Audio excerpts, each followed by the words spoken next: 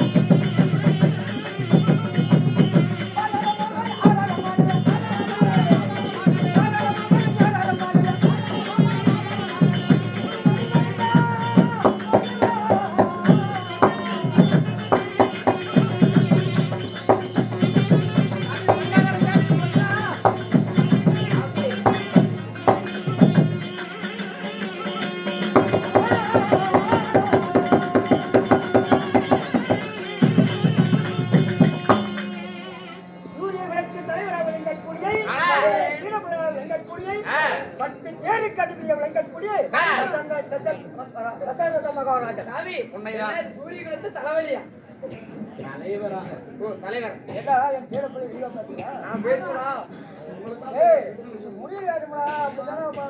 சரி அது சட்டம் இல்லாம முள்ளையை ரூபாய்க்கு போன்று மாதாரம் பாதுகாலம் என்று சொல்லக்கூடிய வந்து ஒரு வாழத்தை பற்றி ஒரு பேருகிரி உயரமான மலை. அந்த உயரமான மலையில் ஒரு விளக்கை ஏற்றி வைத்தார், திருவிளக்கை ஏற்றி வைத்தார். அந்த ஒளி எப்படி 4 முறை பிரகாசிக்குமோ கண்ணியை எற்றிய வரையும் பிரகாசிக்கும். தன்மை போல் என் இடமில்லை தசரதன் அவருடைய ஏழிமார்கள் அனைவருடைய புகழ் நன்றாய் ஓங்குமாறி வாழ்த்தி வழங்கி கொடுக்கிறேன்.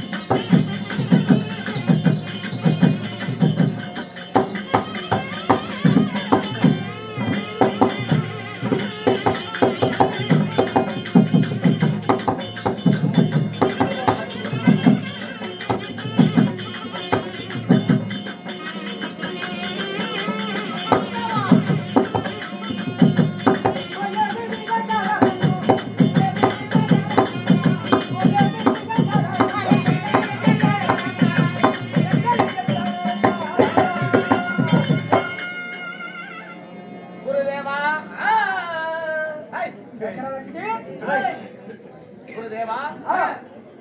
உங்களை எதனால வரவழைத்தே தெரியுமா? ஆனா என்னைக்குமே இல்ல.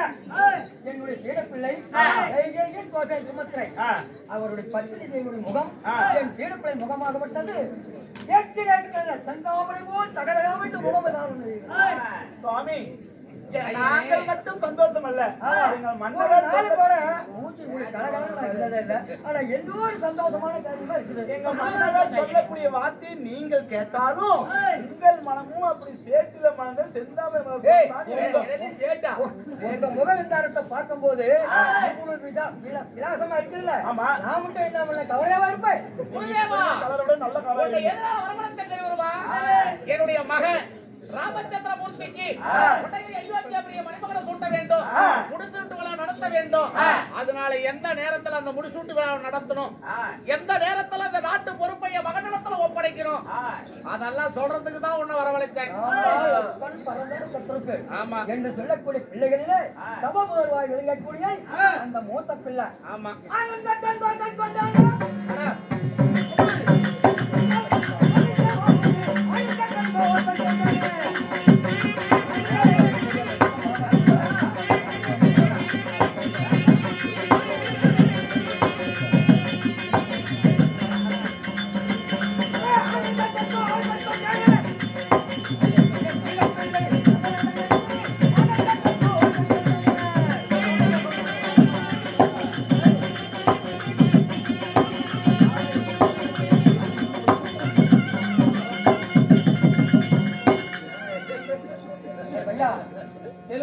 போல் அடிச்சு வர சொன்னார்.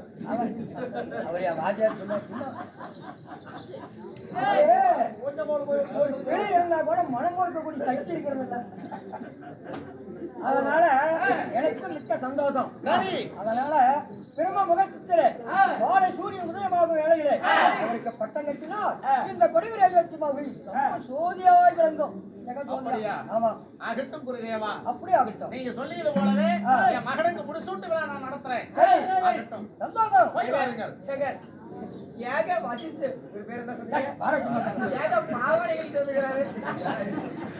ஏய், இவரா? அது எதா பாவாடை? எனக்கு